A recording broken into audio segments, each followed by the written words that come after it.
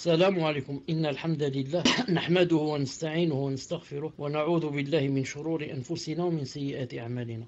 من يهده الله فلا مضل له ومن يضلله فلا هادي له، وأشهد أن لا إله إلا الله وحده لا شريك له، وأشهد أن محمدا صلى الله عليه وسلم عبده ورسوله. يا أيها الذين آمنوا اتقوا الله حق تقاته ولا تموتن إلا وأنتم مسلمون.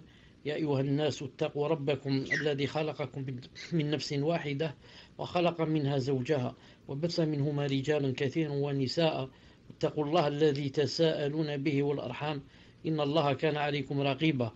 يا أيها الذين آمنوا اتقوا الله وقولوا قولا سديدا يصلح لكم أعمالكم ويغفر لكم ذنوبكم، ومن يطع الله ورسوله فقد فاز فوزا عظيما.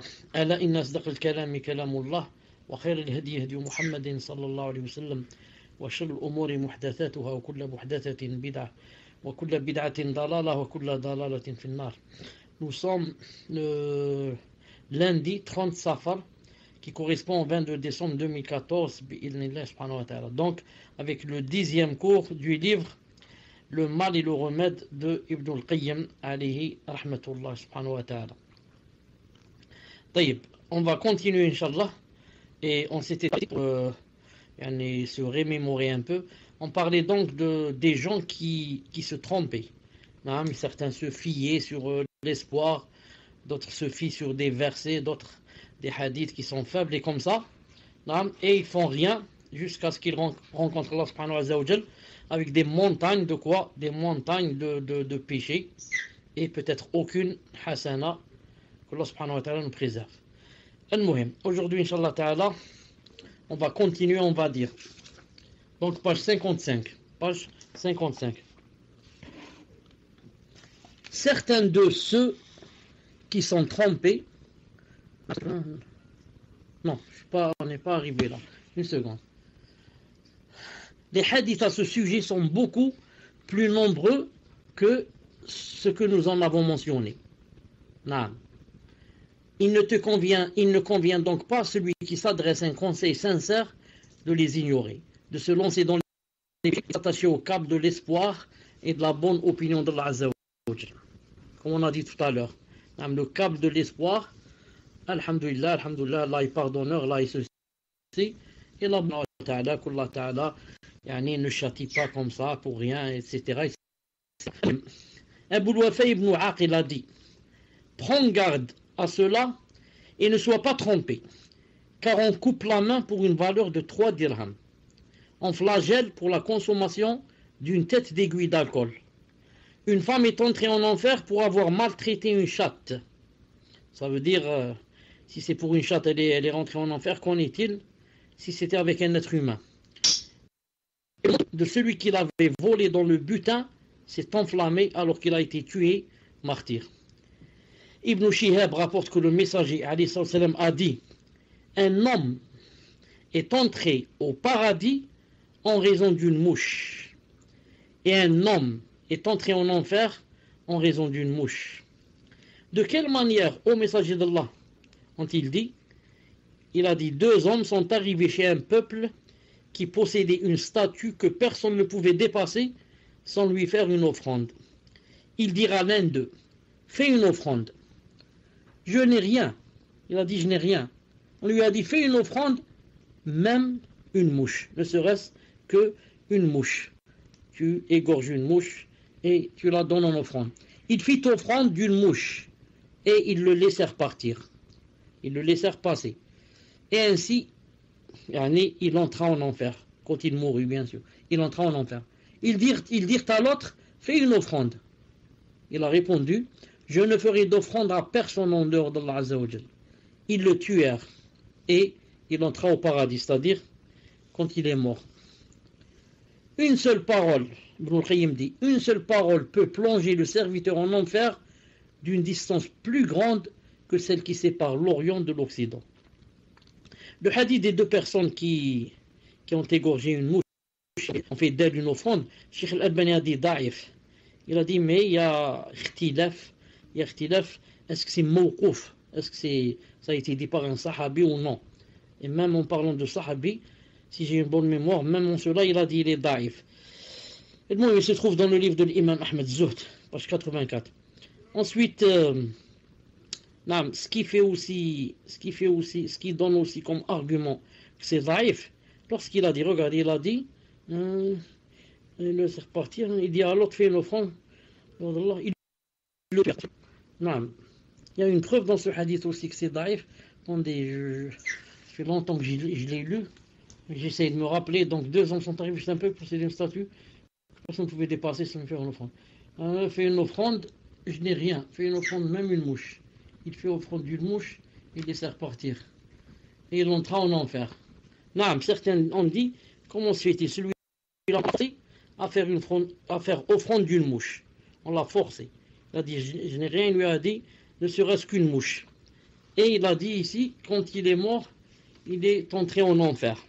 Il est entré en enfer. Et on sait que, pour entrer en enfer, et pour que Allah subhanahu wa ta'ala soit en colère de toi quand tu fais quelque chose, il ne faut pas que tu sois forcé. On dit ici, il a été forcé, et quand même il est entré en enfer. On dit donc ça ne marche pas avec la sharia, ici, les nusus et roh sharia. Et d'autres ont dit non, il pouvait avec son cœur ne pas accepter. Ils ont dit s'il est entré en enfer en étant forcé, ça veut dire que dans son cœur il n'y avait pas l'apaisement. Dans son cœur, il était, comme on dit, c'est-à-dire il a accepté. Normalement, dans son cœur, il n'accepte pas. Il dit à Allah, je vous prends en témoin que je n'aime pas cette chose et on m'a forcé. Donc celui-là peut-être, il avait le cœur apaisé et que ça lui plaisait de faire telle chose. Wallahu ta'ala alam. Al-muhim. Certains de ceux qui sont trompés, Cheikh Ibn al-Qayyim rahimahullah dit, certains de ceux qui sont trompés peuvent se fier à ce qu'ils voient de bienfaits d'Allah Azza wa Jal sur eux, sur les kuffars, etc., en ce bas monde, auquel il ne met pas fin. Et ainsi ils pensent que cela compte parmi l'amour d'Allah Azza wa Jal envers eux, et qu'il leur accordera dans l'au-delà ce qui est meilleur encore.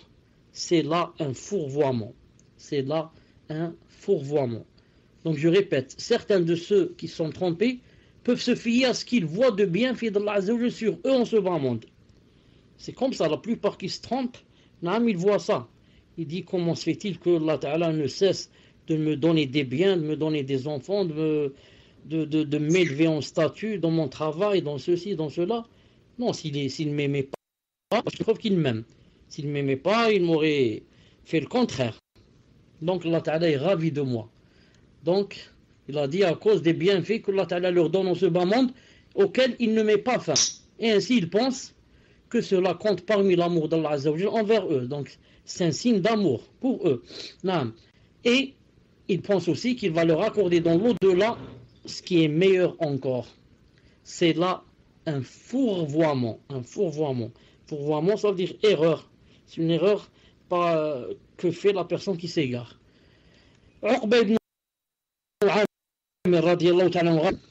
Si tu vois qu'Allah Azza wa Jal aux serviteurs ce qu'il aime des biens de ce monde, bien qu'ils lui désobéissent, sache alors que ce n'est qu'une manière de l'amener progressivement à sa perte. Allahu Akbar. Ce hadith qui se trouve dans Silsila Sahiha, numéro 413, ce hadith fait vraiment peur.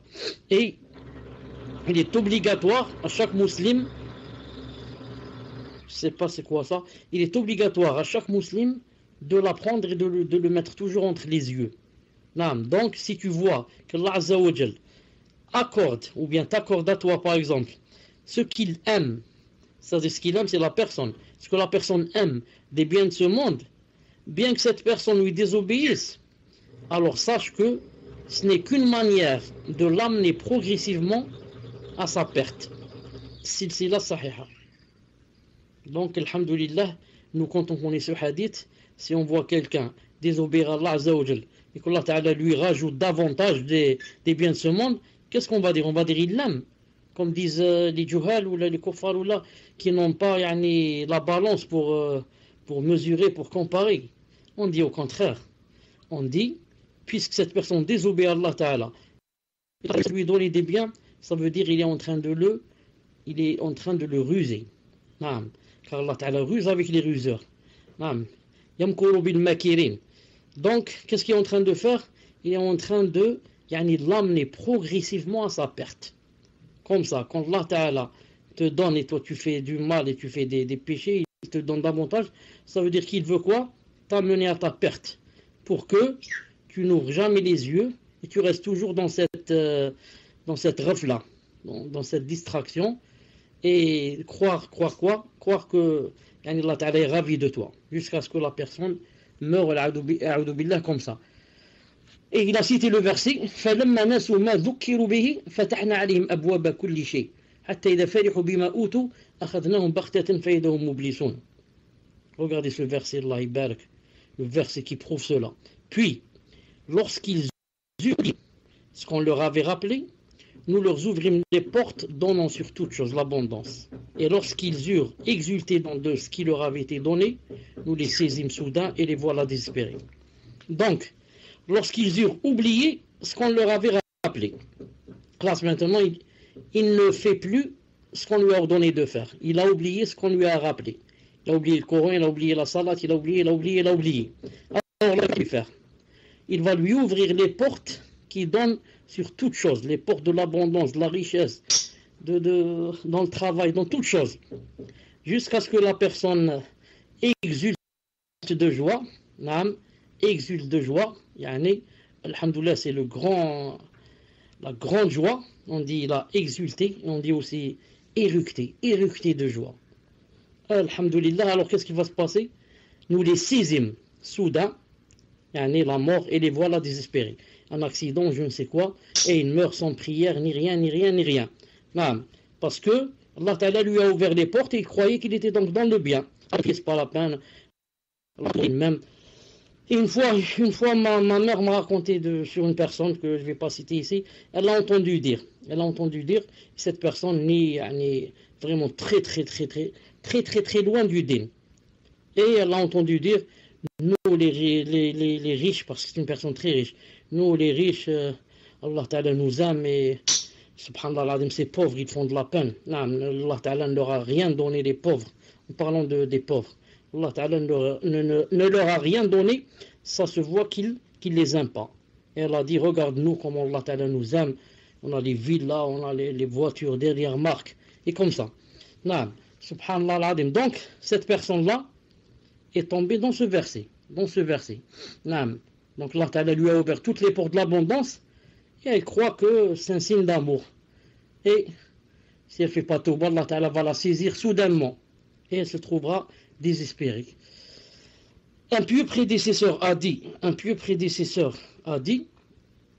si tu vois qu'Allah continue à t'accorder des bienfaits alors que tu lui désobéis, prends garde, car ce n'est qu'une manière de t'amener progressivement à ta perte. Donc ça, c'est comme a dit le hadith. Il n'y a pas une grande différence. Si tu vois qu'Allah continue à t'accorder des bienfaits alors que tu lui désobéis, prends garde. Pourquoi? Car ce n'est qu'une manière de t'amener progressivement à ta perte. Il a cité le verset وَلَوْلَا أَنْ يَكُونَ النَّاسُ أُمَّةً وَاحِدَةً لَجَعَلْنَا لِمَنْ يَكْفُرُ بِالرَّحْمَنِ لِبُيُوتِهِمْ سُقُفًا مِنْ فِضَّةٍ وَمَعَارِجَ عَلَيْهَا يَظْهَرُونَ وَلِبُيُوتِهِمْ أَبْوَابًا وَسُرُرًا عَلَيْهَا يَتَّكِئُونَ وَزُخْرُفًا وَإِنْ كُلُّ ذَلِكَ لَمَّا مَتَاعُ الْحَيَاةِ الدُّنْيَا وَالْآخِرَةُ عِنْدَ رَبِّكَ لِلْمُتَّقِينَ. 5 Al-An'am. Regardez ce verset, on va essayer de le méditer, ce verset. Si les hommes, c'est-à-dire les êtres humains, c'est pas seulement les hommes et femmes, ne devaient pas constituer une seule communauté mécréante, nous aurions certes pourvu les maisons de ceux qui ne croient pas au tout miséricordieux de toits d'argent, avec des escaliers pour y monter. Nous aurions pourvu leurs maisons de portes et de divans où ils s'accoudraient, ainsi que des ornements.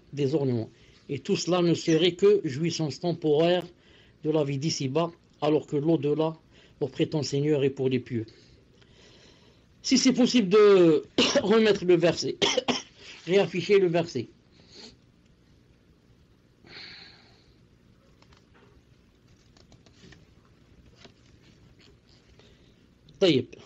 si les êtres humains, les hommes et femmes, ne devaient pas constituer une seule communauté mécréante, qu'est-ce que ça veut dire ça?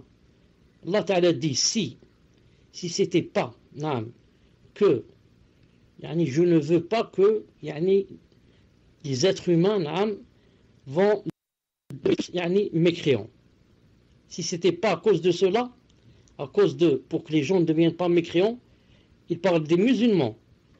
Les musulmans, c'est nous qu'on devienne mécréants. Il a dit, sinon, qu'est-ce que j'aurais fait?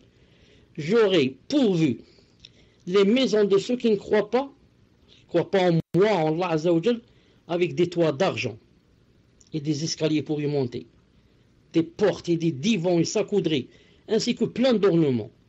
Allah Ta'ala a dit, mais si je fais comme ça, il a dit, c'est-à-dire beaucoup de musulmans deviendraient mécréants. Pourquoi? Faibles, pas de science, pas d'aqida. Il va dire comment? Moi je prie du matin au soir et j'habite dans un gourbet, j'habite dans une baraque. Et celui-là, le kafir, Allah Ta'ala lui a donné quoi? Il lui a donné des maisons avec des toits en argent, métal d'argent. Des toits et des portes, je ne sais quoi. Non, ça c'est pas vrai. Il n'y a pas Allah. Alors s'il y a Allah subhanahu wa ta'ala, il n'est pas juste, astaghfirullah. Il va devenir. Donc Allah Ta'ala n'a pas donné ça aux kuffars à cause de nous, à cause des faibles d'entre nous, etc.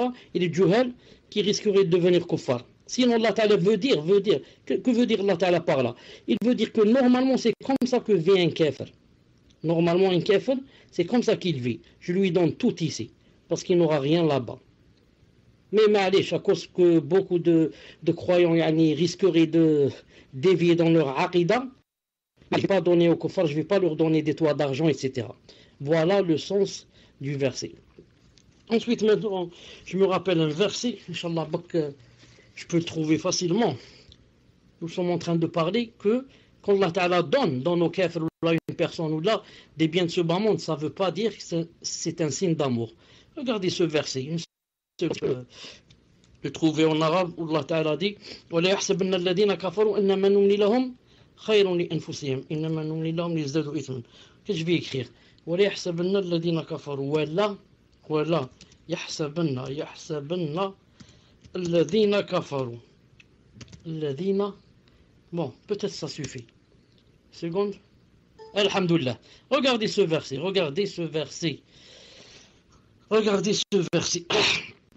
ولا يحسبن الذين كفروا أنما نملي لهم خير لأنفسهم. Au contraire, إنما نملي لهم ليزدادوا إثما ولهم عذاب مهين. Regardez ce verset quand la personne médite le Coran. Nous on médite pas, c'est ça le problème. Nous on médite pas. Regardez ce que ça donne en français. Inch'Allah que c'est bien traduit, c'est tout. Une seconde, chauffe. Qu'est-ce que ça donne en français ce verset? Chauffe. Qu'est-ce que ça donne? Pour prouver que quand Allah Ta'ala donne, ça ne veut pas dire qu'il aime la personne. Regardez ce verset. Que ceux qui n'ont cru ne comptent pas, ne croient pas que ce délai que nous leur accordons soit à leur avantage. Si nous leur accordons un délai, c'est seulement pour qu'ils augmentent les péchés et pour eux un châtiment avilissant. C'est très mal traduit. C'est très mal traduit. Ici, ça ne parle pas de délai. Non, ça ne parle pas de délai. Allah Ta'ala dit que, je remets le verset en arabe, une seconde, en arabe maintenant. Ça ne parle pas de délai. وَلَا يَحْسَبَنَّ الَّذِينَ. C'est pas celui-là, Afwan. C'est pas celui-là, c'est le premier. Celui tout à l'heure. Celui-là.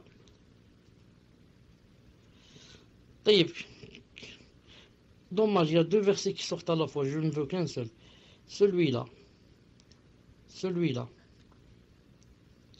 وَلَا يَحْسَبَنَّ الَّذِينَ كَفَرُوا أَنَّمَا نُمْلِي لَهُمْ لِأَنفُسِهِمْ إِنَّمَا نُمْلِي لَهُمْ لِيَزْدَادُوا إِثْمًا. C'est pas la peine que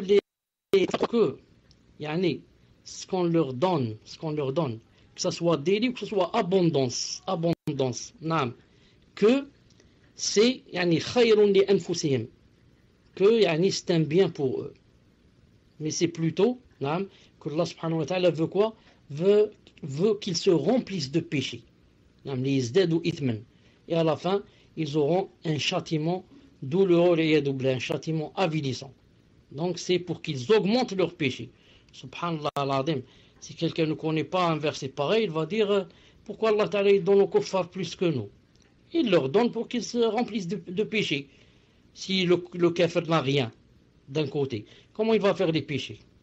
Il n'a pas beaucoup d'argent pour lui suffire pour aller boire. Il n'a pas d'argent. Et si maintenant il a beaucoup d'argent, donc ça lui suffit pour boire et pour faire 1000 choses. Donc il est en train de se remplir de péchés. Là, on revient à notre livre.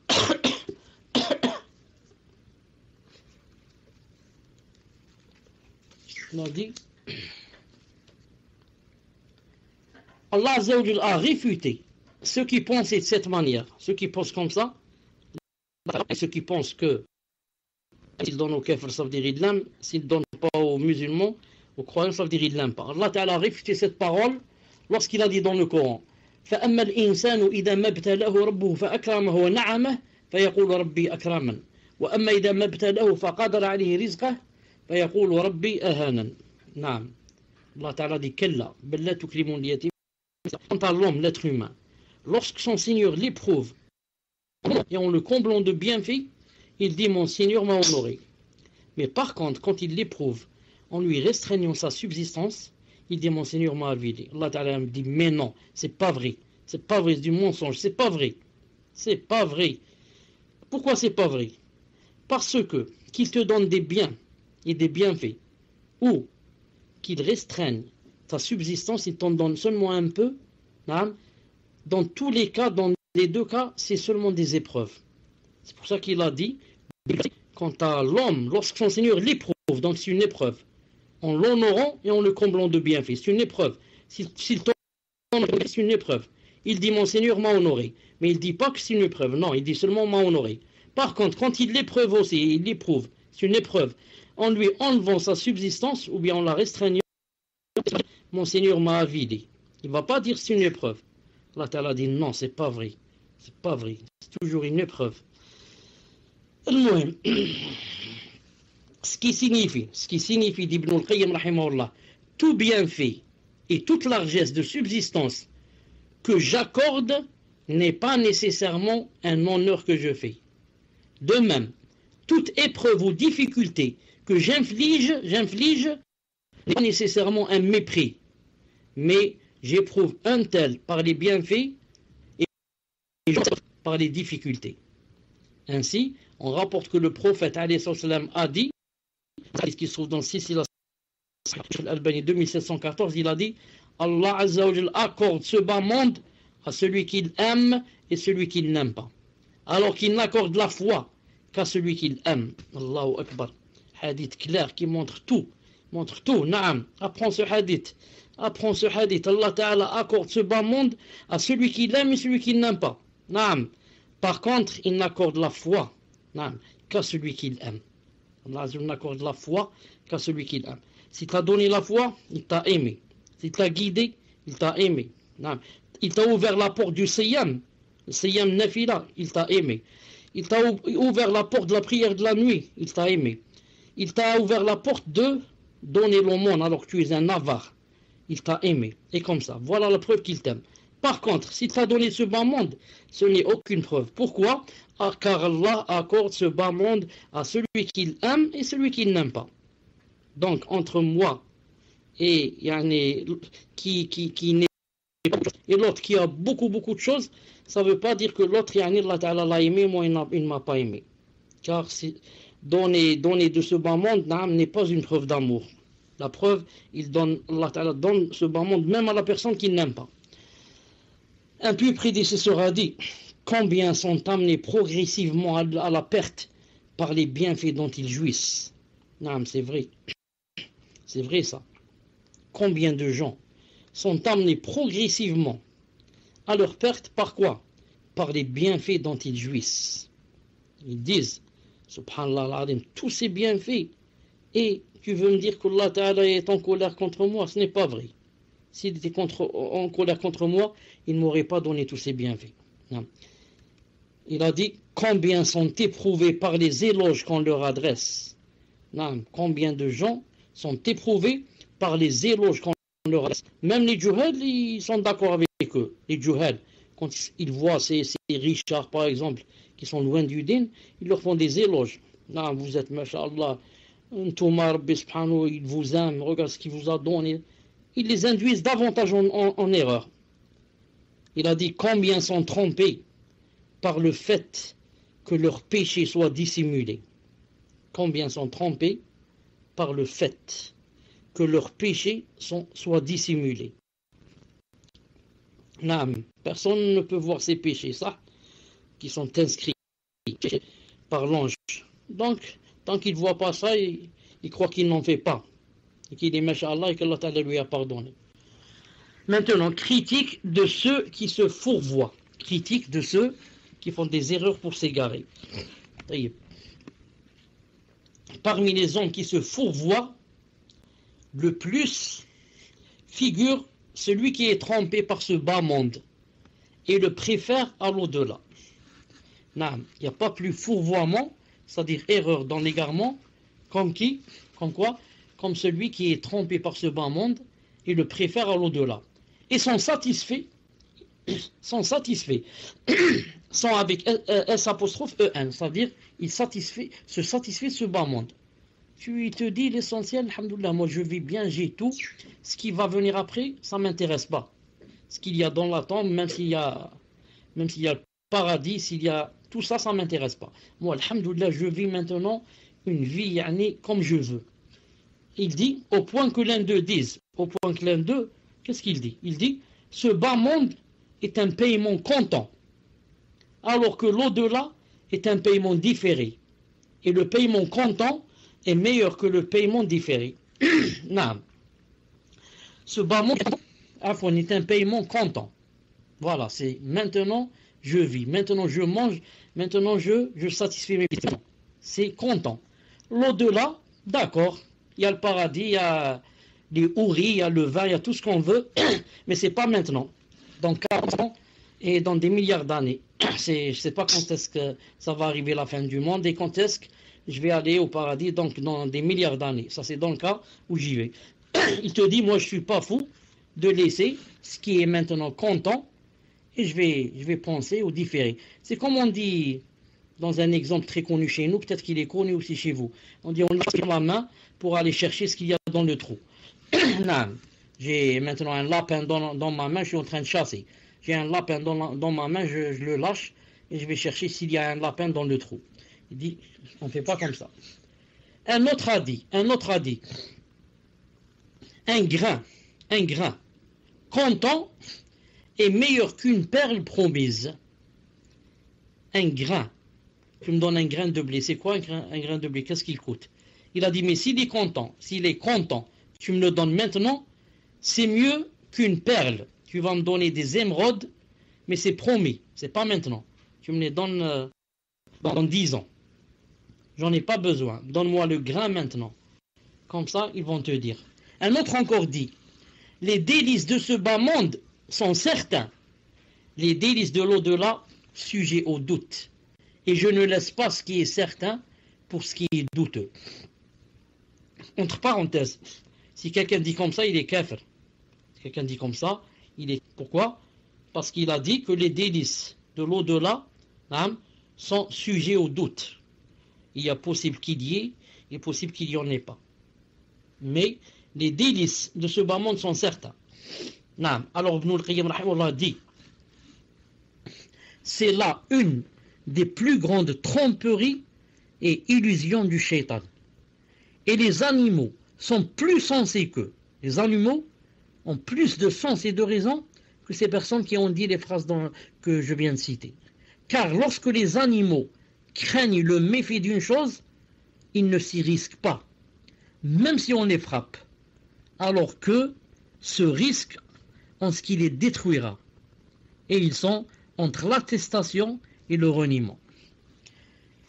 Naam, il a dit une phrase ici qui me plaît beaucoup. Il a dit les animaux sont mieux qu'eux. Pourquoi? Car l'animal, il a dit quand il craint le méfait d'une chose, il ne s'y risque pas, même si on le frappe. C'est vrai. Naam. Prends un cheval et prends-le jusqu'à le mettre au bord d'un ravin. Naam. Et monte sur lui et essaie de frapper avec tes talons sur ses flancs pour qu'il marche. Tu vas voir qu'il n'entend pas. Donc, on me dit on m'entend pas. Maintenant, on m'entend. Je parlais de Ibn al-Qayyim rahimahullah lorsqu'il a dit que l'animal, quand il connaît le mal, il ne s'y risque pas.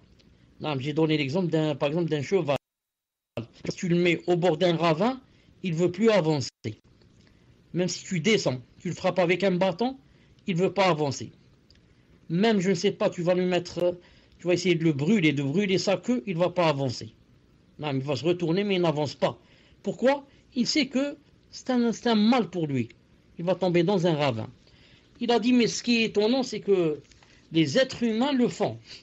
Il sait que, quand il va désobéir à Allah subhanahu wa ta'ala, c'est l'enfer qui l'attend, a'udhu billah. Et s'il ne va pas croire en Allah subhanahu wa ta'ala, c'est l'enfer éternellement qui l'attend, a'udhu billah. Donc, comment se fait-il qu'il sache toutes ces choses et malgré cela, il fait les choses interdites, ou bien il ne croit pas en Allah et il délaisse les obligations. Il a dit donc les animaux sont mieux qu'eux. Les animaux sont mieux qu'eux. Il a dit, ce genre d'individu, même s'il croit en le messager, sa rencontre et la rétribution, il compte parmi les plus malheureux des hommes. Car ils commettent cela par science, et s'ils ne croient pas en Allah et en son messager, ils sont plus éloignés encore. Non. Il a dit, ils sont parmi les plus malheureux des hommes. Pourquoi? Parce qu'ils commettent cela par science. Non. Qui ne sait pas que la prière est obligatoire? Non. Qui ne sait pas qu'il faut le hajj? Qui ne sait pas? Mais ils ne font pas. Non. Il ne veut pas marcher sur le droit chemin. Il fait cela avec science, il savait. Donc, ils sont parmi les plus malheureux des hommes. Quant au propos de celui qui dit « Le paiement comptant est meilleur que le paiement différé », on peut y répondre. Qu'est-ce qu'on va lui répondre? On va lui dire « Regardez les savants comment répondent. » Les savants, comment ils répondent? Subhanallah al-Azim. Écoutez ce qu'il lui dit. Tu dis que le paiement comptant est meilleur que le paiement différé. Donc, on prend le comptant, on laisse le différé. Il lui dit, on peut répondre que si la valeur du paiement comptant et du paiement différé sont équivalentes, alors le paiement comptant est meilleur. Mais s'il diffère et que la valeur du paiement différé est plus grande, alors ce dernier est meilleur. Allahu Akbar. La réponse. Naam. Tu parles du comptant et du différé. C'est pas ça ce qu'il faut voir. Il faut voir, naam, c'est quoi, ce qui est plus grand. Naam. La somme qui est meilleure, c'est quoi? Celle du comptant ou bien du différé? Le comptant, c'est quoi? C'est le maximum que tu vives 30, 50, 60 ans et tu vas mourir. Tu as bu, mangé, et qu'est-ce que tu as fait? Non. Mais le différé, c'est quoi? Le différé, c'est le paradis avec tout ce qu'il contient, comme des choses qui font la joie du cœur, la joie des yeux. Non. Les délices qu'il y a là-bas. Donc, dans ce cas, c'est quoi? Dans ce cas, le différé est mieux que le comptant. Le comptant, c'est rien. Comparé à quoi? Comparé au différé. Que dire lorsqu'on sait que tout ce bas monde, du début à la fin, est semblable à une seule respiration dans l'au-delà. Ce bas monde, si on avait ce cas, le plus grand riche de ce bas monde, le plus grand riche, le plus riche des rois de ce bas monde, si on va te donner tout ce qu'il a, et tu vas vivre avec tout ce qu'il a, comme or, comme diamant, comme ceci, cela, tu vas vivre 100 ans. Tout cela, comparé à ce qu'il y a dans l'au-delà, c'est comme quelqu'un qui vient de respirer une fois. Il a respiré une fois. C'est comme une respiration par rapport à ce qu'il y a dans l'au-delà. Il a dit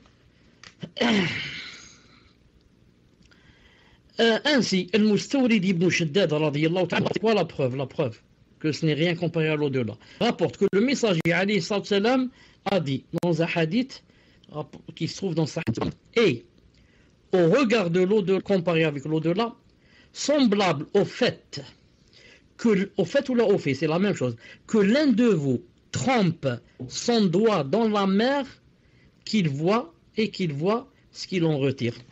Non. Va dans la mer, voilà. Ce bas monde est, comparé à l'au-delà, semblable au fait que l'un de vous trempe son doigt dans la mer, qu'il voit ce qu'il en retire. Va dans la mer, trempe ton doigt et retire-le, il y a des gouttes qui vont tomber de ton doigt. Essaie de comparer ce que tu as retiré, les gouttes que tu as retirées, essaie de les comparer maintenant à la mer. Combien tu en as retiré d'eau, combien tu as retiré d'eau, combien tu as laissé dans la mer. Est-ce que ça peut se comparer? Ça ne peut pas. Prends un verre, prends un seau d'eau, trempe-le dans l'eau et jette sur le sable et compare. Combien tu as fait sortir d'eau et combien qu'il reste dans la mer. Combien qu'il reste dans la mer? Incomparable, on ne peut pas comparer. Incomparable. Subhanallah. Vous savez que la mer est 3 fois plus grande que la terre. 3 fois plus grande que la terre. Donc, il a dit ainsi, préférer ce qui est donné comptant à ce qui est différé figure parmi les plus grandes tromperies et les pires des ignorances. L'ignorant, il voit quoi? Il voit pas plus loin que le bout de son nez.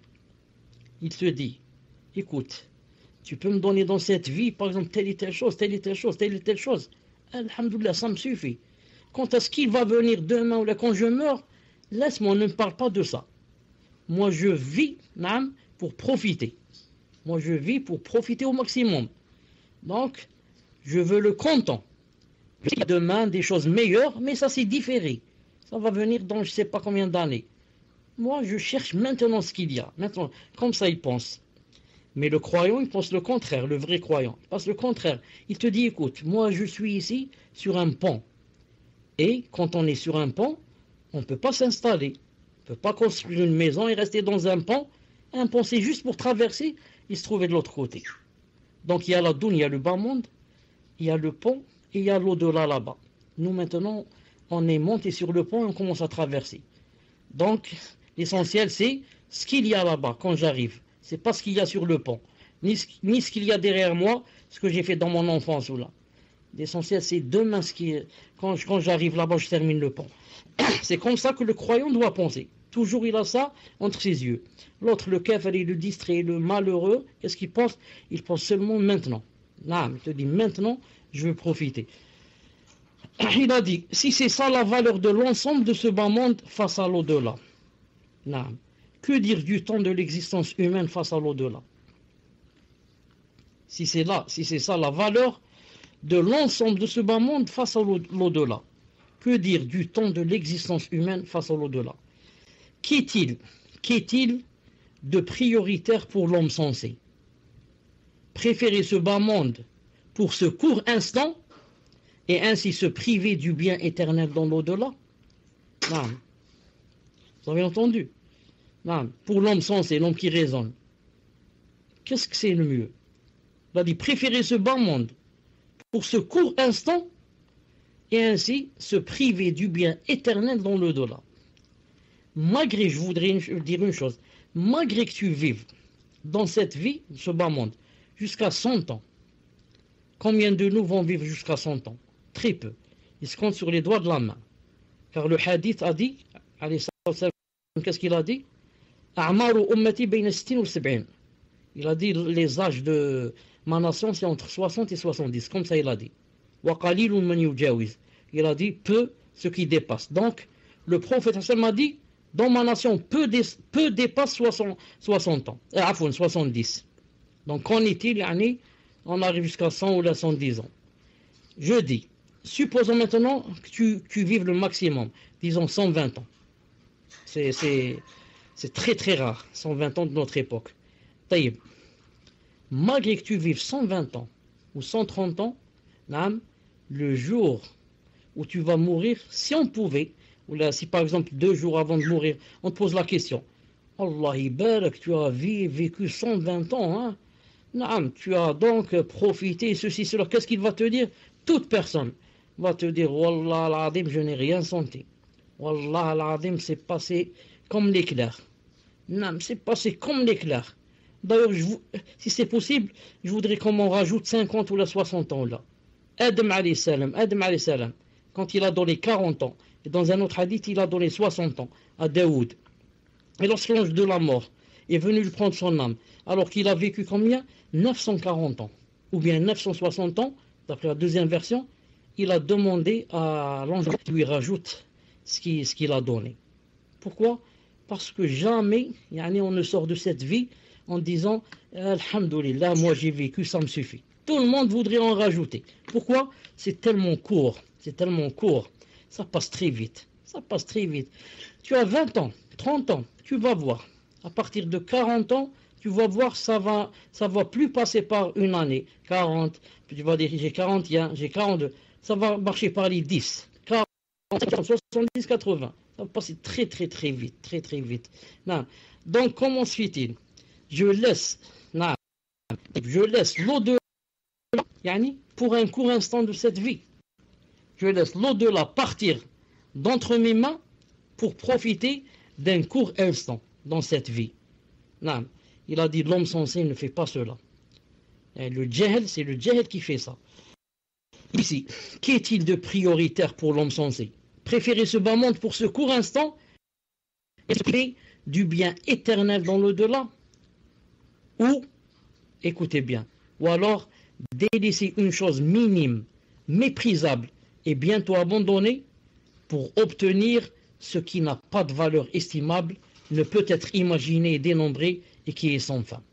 C'est ça ce qu'on doit choisir. C'est-à-dire délaisser une chose minime par de la dunya, méprisable et bientôt abandonnée. Tu dois abandonner cette dunya, que tu le veuilles ou pas. Pour obtenir quoi? Ce qui n'a pas de valeur estimable. Le paradis n'a pas de valeur. Le hadith, qu'est-ce qu'il a dit? Ala inna sil'atallahi ghaliyah. Ala inna sil'atallahi al-jannah. Il a dit, certes, la marchandise d'Allah est chère. Ensuite, il a dit, sa marchandise, c'est le paradis. Allah Ta'ala a une marchandise. Et il veut te vendre, si tu veux l'acheter. Tu l'achètes avec la foi et les bonnes actions. C'est pas avec de l'argent. Tu donnes la foi et les bonnes actions, il te donne la marchandise. C'est quoi sa marchandise? Il a dit, elle est chère, attention. C'est pas, comment ça s'appelle, un centre commercial dans lequel tout le monde peut rentrer, les clochards. Tout le monde peut rentrer dans le centre commercial pour acheter. Dans le paradis, pas tout le monde. Pas tout le monde. Il faut remplir les conditions. Pourquoi? Il a dit sa marchandise est très chère. C'est quoi sa marchandise? Le paradis. Donc il a dit, pour obtenir ce qui n'a pas de valeur estimable, c'est-à-dire le paradis, ne peut être imaginé. Non. Tu peux toi imaginer ce qu'il y a dans le paradis. Imagine des années, reste comme ça dans un coin, imagine, tu ne peux pas le savoir. Sauf si Allah Ta'ala te l'a dit dans le Coran ou bien le hadith. Et dénombrer. Quelqu'un peut compter le nombre d'arbres qu'il y a, le nombre de rivières, le nombre de femmes, le nombre de chevaux, le nombre d'oiseaux, le nombre. C'est pas possible. Et qui est sans fin. Après tout cela, c'est quoi? Sans fin. Si ça durait 1000 ans, ça n'aurait pas suffi. Tu vas dire 1000 ans, oui, mais quand même, 10 000 ans. Ah, c'est machallah 10 000. Mais quand même, il va y avoir un jour où on va devenir poussière. Allah Ta'ala va te dire, allez, 100 000 ans, tu vas vivre 100 000 ans. Ah, machallah. Mais il va arriver le jour où tu vas devenir poussière. Quand tu vas savoir que maintenant, 100 000 ans, tu as déjà 99 000 ans sont passés, tu vas dire, et tu vas quoi? Tu vas être malheureux. Mais ici, il te dit, le paradis, il est sans fin. Sans fin. Imagine qu'il n'y a pas de fin. Une chose qui n'a pas de fin, c'est déjà difficile à imaginer. Quand tu es seul, comme ça, tu penses au paradis, tu dis, subhanallah, Allah Ta'ala a dit sans fin. S'il n'y avait pas ça, je n'aurais jamais cru, car c'est difficile d'imaginer une chose qui n'a pas de fin. Je suis dans un jardin plein de rivières et de ruisseaux, de vin, de miel, de lait, de ceci, de cela, et ça ne se termine pas.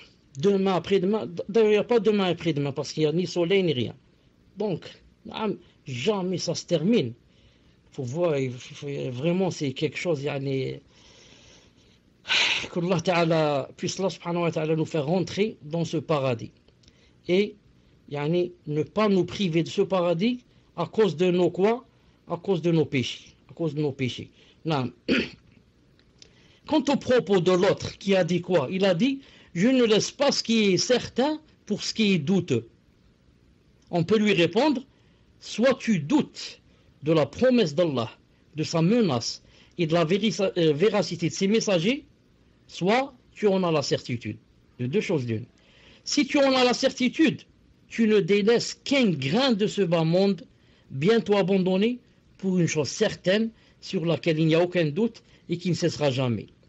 Et si par contre tu doutes, alors reviens au signe du Seigneur Azza wa Jal, qui indique son existence, sa puissance, sa volonté, son unicité et la véracité de ses messagers, en ceux dont ils ont informé à propos d'Allah Azza wa Jal. Adonne-toi à cela, considère et inspecte, jusqu'à ce que t'apparaisse clairement que les prophètes, ce que les prophètes ont apporté venant d'Allah Azza wa Jal, que c'est la vérité sur laquelle il n'existe aucun doute. Et que dans cet univers, le Seigneur des cieux et de la terre s'élève et s'innocente de tout ce qui oppose, de tout ce qui s'y oppose, et ce dont ses messagers ont informé à son propos.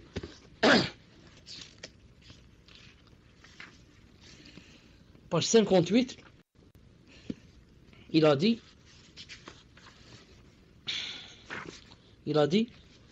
celui qui lui impute autre que cela l'aura insulté et démenti, et il aura renié sa seigneurie et sa royauté, car il est impossible pour toute personne douée d'une saine nature que le véritable souverain soit incapable d'une chose, soit ignorant, ne sache rien, ne voit pas, ne parle pas, n'ordonne pas, n'interdise pas, ne récompense pas, ne châtie pas, n'élève pas qui il veut, n'avilise pas qui il veut, n'envoie pas ses messagers aux différentes directions de son royaume, ne se préoccupe pas de ses sujets, mais les laisse sans but et les néglige.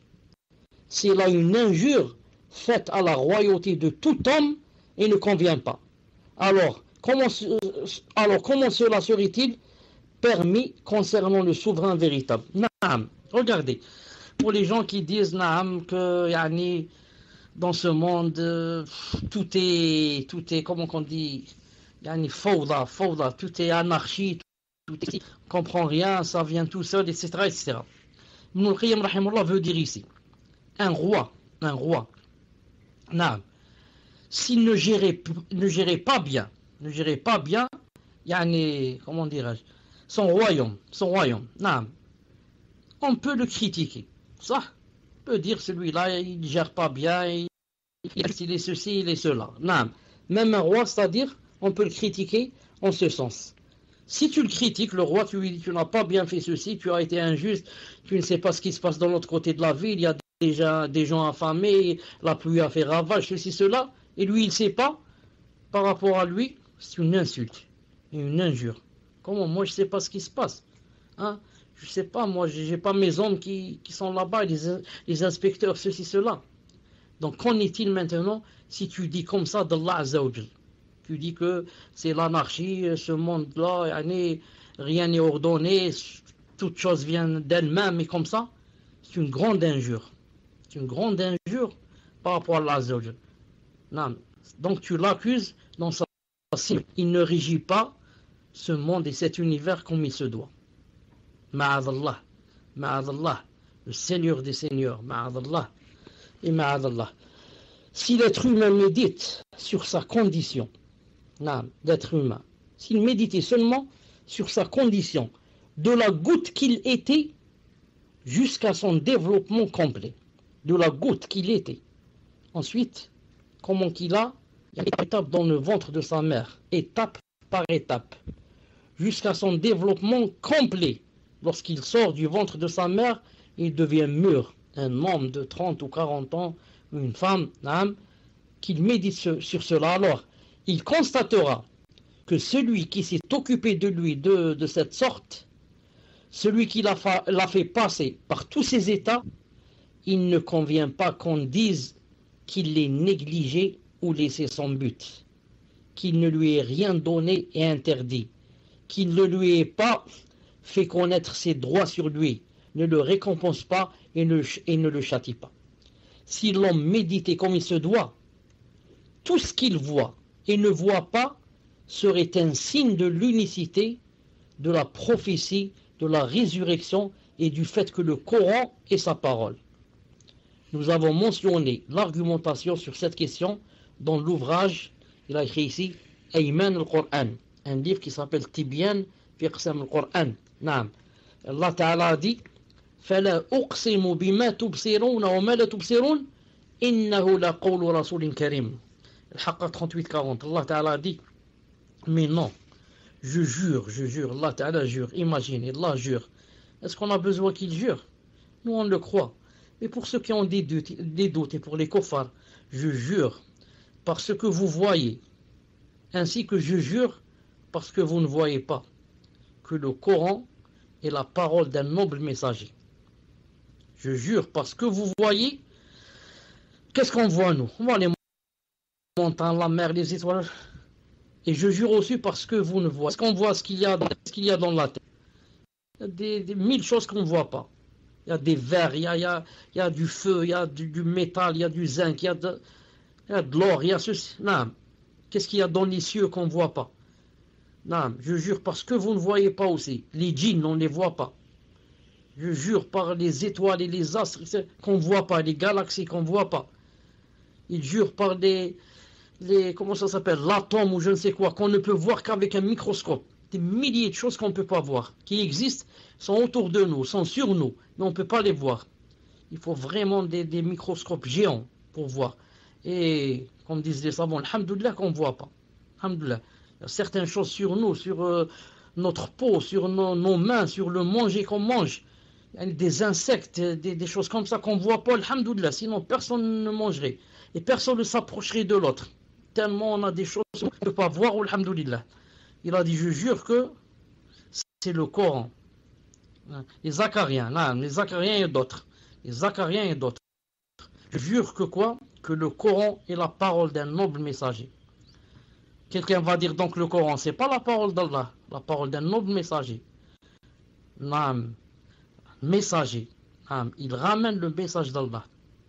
La parole d'Allah, mais transmise par un noble messager, De même que nous avons mentionné un autre pan de cette argumentation à propos de sa parole, وَفِي أَنفُسِكُمْ أَفَلَا تُبْصِرُونَ وَفِي أَنفُسِكُمْ أَفَلَا تُبْصِرُونَ Surat Al-Zariyat 21.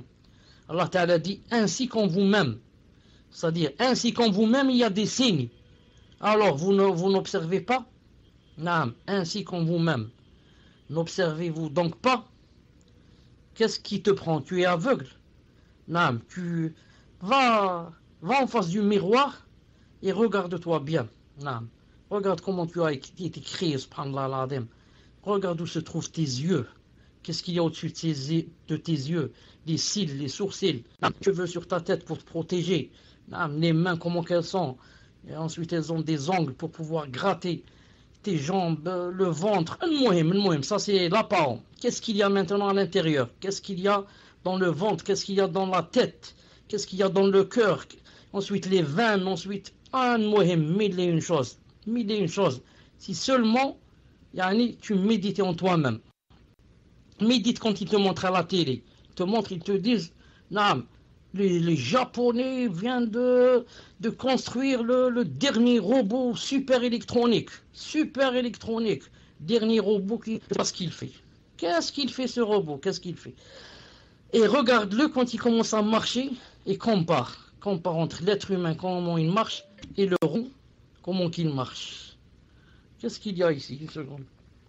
Une seconde. Peut-être on me dit, je ne suis pas connecté. Est-ce que vous m'entendez? Alhamdoulilah, vous m'entendez?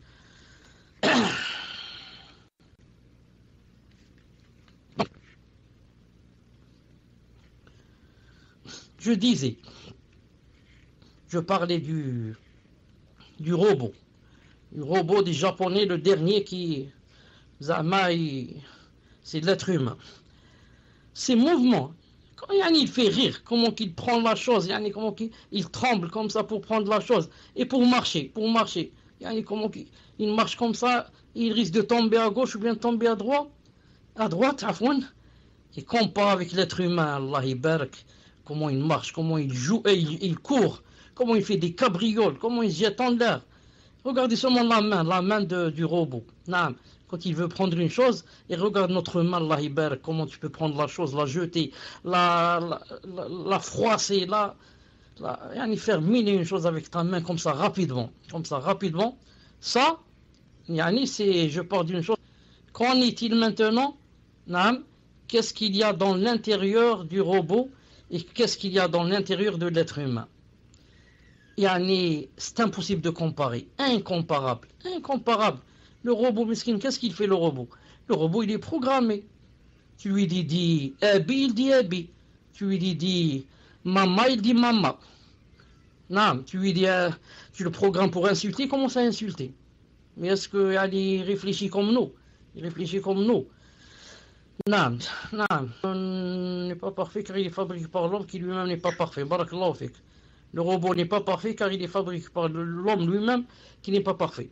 Je disais, qu'en est-il à ce que possède l'homme, ce que possède l'être humain? C'est pour ça que Allah Azza wa Jalla dit dans le Coran, il a dit, et en vous, il y a des signes en vous-même. Vous ne voyez pas? Non. Ou alors vous ne voulez pas voir. Vous voulez pas voir. Comme quelqu'un m'a dit, il a été en Russie. Quand il est revenu, il m'a dit, quand je parle là-bas avec les Russes, il me dit, il n'y a pas Dieu. Et je dis, comment alors l'être humain est venu? Il me dit, mon père et ma mère, ils ont donné l'enfant. Ton père et ta mère, il va dire la même chose, mon grand-père. Mon grand-père avec ma grand-mère, ils se sont rencontrés. Et comme ça. Psakin. Subhanallah, dit masakin. Mon grand-père et ma grand-mère, ils donnent ça. Non. Pourquoi mon grand-père et ma grand-mère, pourquoi quand ils se rencontrent, ils ne donnent pas une poule? Pourquoi ils ne donnent pas une poule? Pourquoi? Comment ça se fait qu'ils donnent celui-là exactement et pas une poule? Ou là, ils ne donnent pas une souris? Pourquoi ils donnent un être humain comme ça? C'est pas la peine de... On n'a pas de temps à perdre avec cela. C'est une question de foi. Ou bien tu crois, ou bien tu ne crois pas. Il a dit ici... Attendez, où est-ce qu'on était? Non, quelqu'un j'ai entendu dire. Il a dit que... Un prêcheur. Il a dit, que dans le CEM, là où il habitait, pas loin de lui, il y avait un athée. Il a dit, j'ai voulu qu'on me le montre en Afrique. Ici en Algérie. Il a dit, j'ai été le voir, et je lui ai dit, il paraît que tu ne crois pas. Il a dit, ça, je ne crois pas. Un enfant, il a dit, de 16 ans, pas plus. Il lui a dit, et toi, qui t'a créé? C'est pas Allah subhanahu wa ta'ala? Il a dit, non, c'est mon père. C'est mon père. Il veut dire mon père, on s'approche. Donc il lui a dit, donc pour toi, mon père c'est presque Dieu, puisqu'il t'a créé. Ah, il lui a dit, Naam, c'est lui qui m'a créé. Ensuite, l'autre, le prêcheur, lui a dit, Taïeb, puisque ton père t'a créé, ton père t'aime sûrement. Non, mais bien sûr, il m'aime. Il lui a dit, puisque c'est lui qui t'a créé, pourquoi il t'a donné des cheveux frisés, alors qu'il avait des cheveux frisés? Pourquoi il t'a pas donné des cheveux raides? Raide, c'est plus beau que frisé. Et ton père t'aime. Et il te crée comme ça. Normalement, il te donne des cheveux raides. Il n'a pas trouvé de réponse. Il n'a pas trouvé de réponse. Ça, puisque c'est ton père qui crée. Pourquoi il te crée, par exemple, petit de taille? Pourquoi il te crée pas très beau, avec des yeux verts ou des yeux bleus ou je ne sais quoi? Pourquoi il te crée comme ça, avec des petits yeux comme ça? Pourquoi? Non. Il n'a pas trouvé de réponse. L'être humain, Ibn al-Qayyim rahimahullah dit dans le verset, ainsi qu'en vous-même, ne voyez-vous donc pas l'être humain est en lui-même une preuve de l'existence de son créateur, de son unicité, de la véracité de ses prophètes et de l'affirmation de ses attributs de perfection. Il apparaît donc que celui qui agit ainsi est trompé des deux points de vue. Il considère qu'il croit et ait une pleine certitude en la promesse d'Allah, ou bien qu'on considère qu'il la renie et doute. Dans les deux, c'est trompé. Taïb. On va voir combien il reste de temps. On a commencé à 20h. Déjà à 1h30, c'est beaucoup. Allahu Akbar. Vous m'avez pas dit. Normalement, le cours 1 heure et les questions-réponses 1 heure. Donc 1h30 de cours. Ici. Voilà. On a commencé à 20h30. Afwan. D'accord, on a commencé à 20h30. Alors ça suffit. Bihamdik. Astaghfirulik. Wa rahmatullahi wa barakatuh. Assalamu alaikum wa rahmatullahi wa barakatuh. طيب, on commence, Inch'Allah Ta'ala. On profite tant qu'il y a, Inch'Allah Ta'ala, Internet. Et Whisper, d'accord, j'ai envoyé le message. Tfadal. Barakallahu fikum. C'était le micro du PC. Donc je vous lis la première question, chère d'une sœur, qui dit: je voudrais savoir comment éloigner notre âme de l'hypocrisie. Et comment savoir si nous sommes hypocrites envers Allah, et le savons-nous que lors du jugement dernier, si nous étions hypocrites envers lui. Barakallahu fikum. Fadal Cheikh. La personne, la personne n'a pas précisé si elle parlait de grande hypocrisie ou de petite. Et je parlais de la petite. Car quelqu'un qui est hypocrite d'une grande hypocrisie, ça veut dire il est kafir. Il est sorti de l'islam. Je ne pense pas que la sœur veuille dire cette chose. Mais si elle parle, qu'elle sache que il y a beaucoup de musulmans ont la petite hypocrisie. Car la petite hypocrisie, Afwan, c'est un grand péché. Mais ce n'est pas quelque chose qui fait sortir de l'islam. C'est pour ça que le prophète a dit, dans un hadith authentique, ferme la porte, le prophète a dit authentique, 3 choses. C'est ça, dans un autre hadith 4. Si quelqu'un les a, s'il a une de ces 3 ou 4, ça veut dire qu'il a une branche d'hypocrisie. Il a dit si maintenant il a les 4, il a toute l'hypocrisie. Et c'est 3 ou 4 dont il faut que la personne se méfie. إذا حدث كذب. S'il parle, il ment. إذا وعد أخلف. S'il donne des promesses, il loupe. Non. Il ne tient pas ses promesses. وإذا تبين خان. Si on lui donne un dépôt, il vole. On lui laisse par exemple quelque chose amana et on part en voyage. Quand il revient, il ne rend pas la amana. Il va nous dire on me l'a volé, ou bien je te l'ai rendu, ou bien il va renier carrément, nier, il va dire tu m'as rien donné. Et la 4e, وإذا خاصم فجر. C'est la 4e qui est grave aussi. C'est quoi? Il a dit quand il se dispute, il dit des choses qui sont pas bien, des choses obscènes et des choses haïbées comme ça. Non, des choses fujur. Allah Ta'ala nous préserve. Donc voilà, Inch'Allah Ta'ala, si la personne veut s'épuiser, qu'elle évite, ces 4 mauvaises choses que le prophète a citées. Ensuite, 4 caractéristiques, voilà. 4 caractéristiques. Et, et que elle essaye, pour, qu'est-ce qui contredit l'hypocrisie? C'est la sincérité. Hein? Ce qui contredit l'hypocrisie, c'est la sincérité. Donc, qu'il fasse des efforts pour être sincère au maximum. Pour être sincère au maximum, qu'il essaye de faire ce qu'il fait toujours en cachette, s'il peut, dans les adorations. Surtout pour les adorations surérogatoires. Non. Si Allah Ta'ala t'aide et tu sommes, par exemple, un lundi ou un jeudi, ce n'est pas obligé de dire à tes amis. Non. C'est pas obligé de dire qu'aujourd'hui j'ai jeûné. Ou là que, je dois m'absenter parce que aujourd'hui j'ai jeûné, donc je vais manger. Pas ça. Laisse ça au maximum entre toi et Allah subhanahu wa ta'ala. Là, c'est la sincérité qui est le délil, que Inch'Allah ta'ala, il n'y a pas d'hypocrisie. Wallahu ta'ala alam, tfaddal. Je profite pour dire, avant d'oublier, je profite pour dire, une seconde.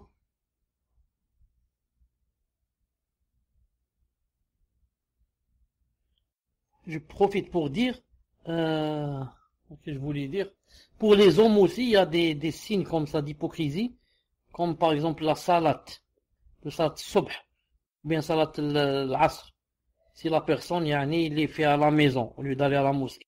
Il a dit aussi, ça sont les hypocrites qui font comme ça. Et il y a un hadith authentique du prophète sallallahu alayhi wa sallam, ça c'est spécialement pour l'homme. Naam. Il a dit si une personne peut prier 40 jours naam, dans la mosquée, sans rater aucune prière, sans rater de takbir, sans rater imam, pendant 40 jours, Allah Ta'ala va lui écrire 2 bara'atain, deux désavouements, qu'il est désavoué du feu et qu'il est désavoué de l'hypocrisie. Bara'a min nar ou bara'a min nifaq. Ça c'est masha'Allah, et c'est spécialement pour les hommes car ce sont eux qui sont obligés d'aller à la mosquée et non les femmes. Tfaddal. Question suivante d'une sœur. On a vu qu'il faut avoir la bonne pensée vis-à-vis d'Allah Ta'ala. Et comme est dit dans le hadith, en ce sens qu'Allah se conforme à l'opinion que l'on s'est fait de lui. Alors j'aimerais savoir si une femme a fait beaucoup de fausses couches, puis retombe enceinte, mais a peur qu'Allah fasse qu'elle refasse de nouveau une fausse couche. Cela veut-il dire qu'elle va faire une fausse couche assurément, car elle a peur à cause de son vécu.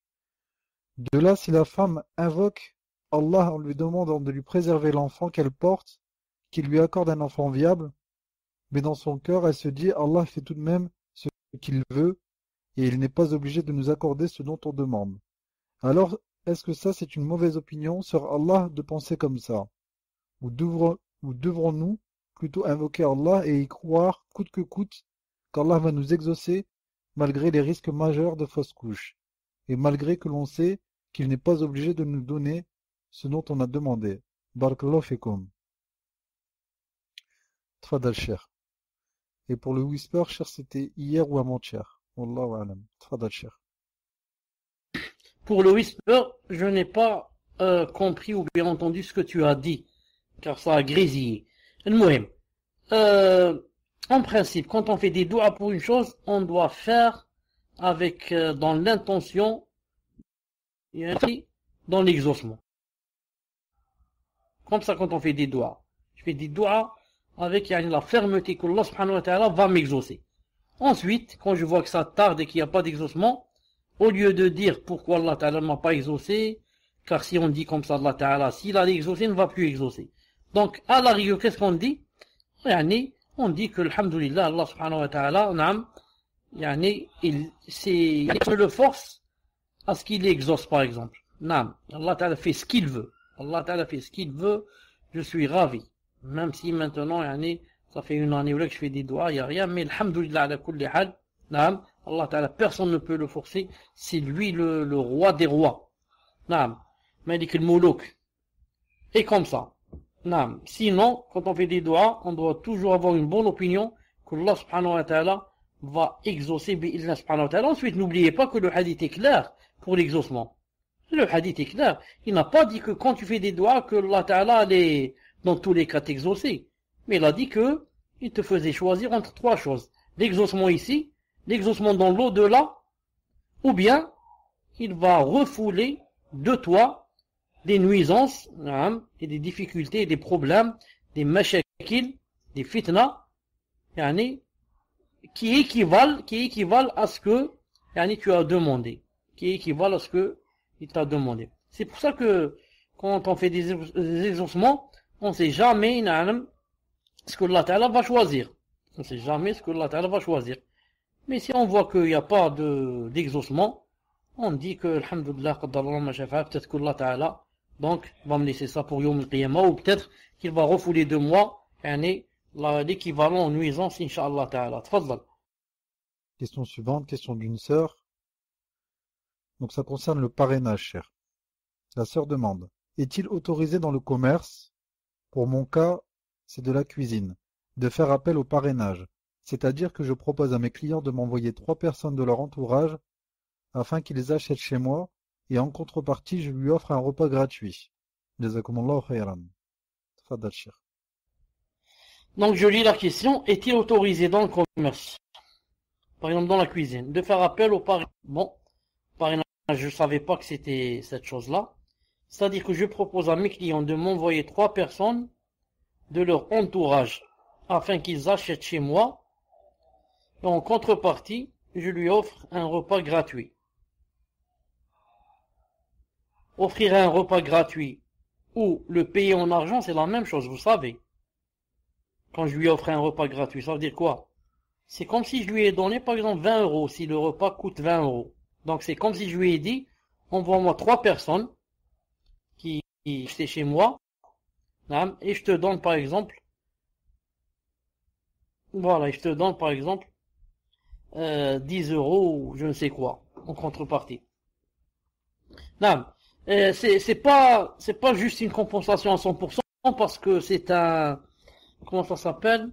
C'est un, en arabe on dit ujra. Je t'ai payé en contrepartie. Je t'ai payé en contrepartie. La preuve, si la personne sait que tu vas pas lui donner cette chose que tu lui as promise en contrepartie, il va pas t'envoyer les 3 personnes.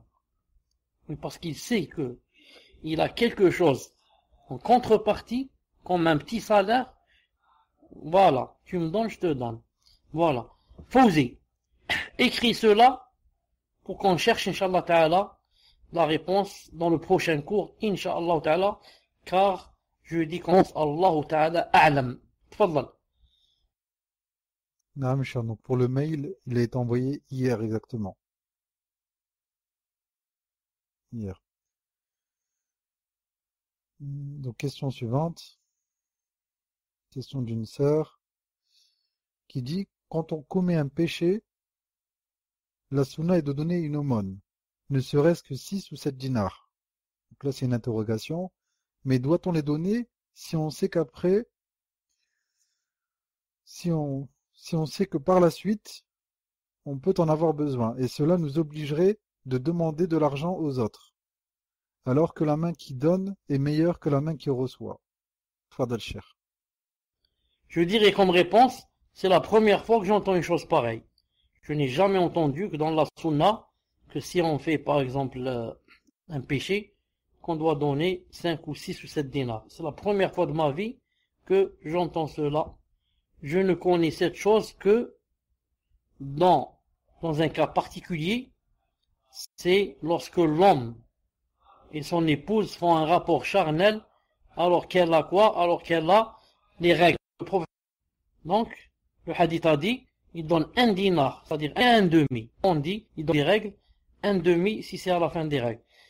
Mais par cela, je ne connais pas un hadith qui dit que celui qui fait des péchés, qu'il doit donner 5, 6 ou 7 dinars.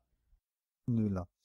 Donc la sœur dit, il m'arrive parfois que je commets un péché, de vouloir me repentir car je déteste l'avoir commis, mais je ne suis pas convaincu dans mon cœur que je ferai tout pour ne plus le recommencer. Alors au moment où je veux demander pardon à Allah, une partie de moi me dit que c'est inutile, car je n'ai pas la ferme intention de ne pas recommencer. Que me conseillez-vous face à cela? Tfadal Cheikh. Non, c'est vrai, ça c'est dans le cas, on a pris la décision ferme d'arrêter ce péché. Si c'est un péché que je fais, très souvent. Si on donnait l'exemple, par exemple, de la cigarette.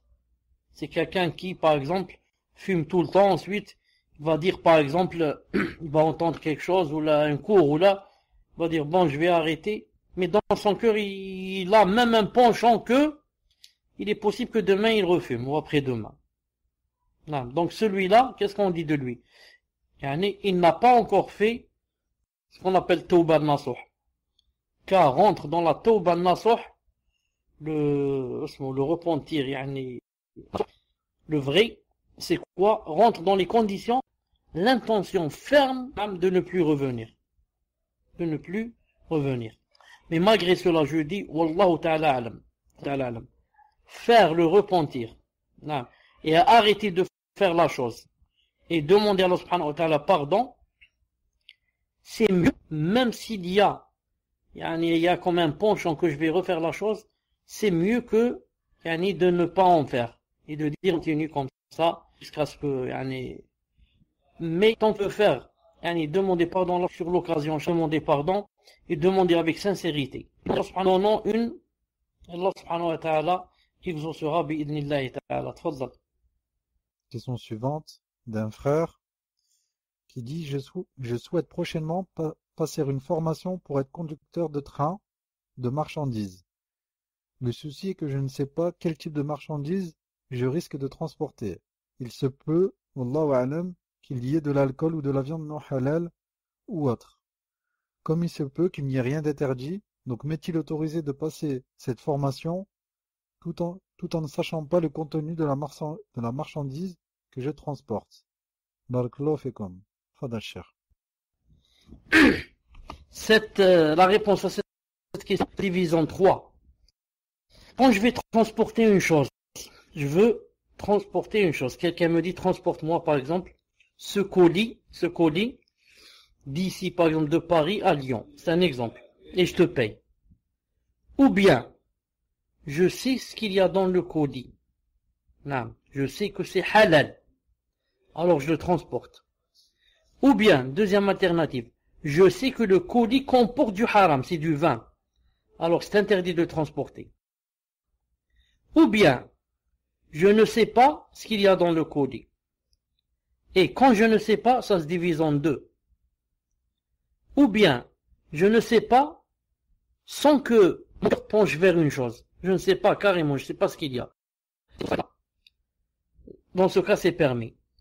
Ou bien, c'est le deuxième cas, je ne sais pas ce qu'il y a dans le colis, mais en même temps, je sais que d'habitude, il y a des choses qui sont pas bien. Par expérience, je connais cette société, ou bien je connais les gens, ou bien je connais ce pays, ou bien je connais ce travail, et qu'en général, c'est des choses qui sont pas bien. Dans le cas, on rentre dans le hadith, da' ma yaribuk ila ma la yaribuk. Lâche, éloigne-toi de ce qui te donne des doutes pour ce qui ne te donne pas des doutes. Car, dans le train et en général dans un pays qui n'est pas musulman, qu'est-ce qu'on va envoyer dans les colis? On est obligé d'envoyer du haram, on est obligé d'envoyer du porc, envoyer de la viande qui n'est pas medbouha, et d'envoyer des revues qui sont pas bien, et d'envoyer de... Donc comme ça, la règle, bi'idhnillahi ta'ala. Sauf si maintenant, tu n'as aucune idée, tu dis, moi je ne sais pas, c'est peut-être des choses que halal et je ne sais pas, Allahu alam, je n'ai aucune idée. Dans ce cas, c'est permis, bi'idhnillahi ta'ala, d'après la règle que j'ai citée. Tfadlal.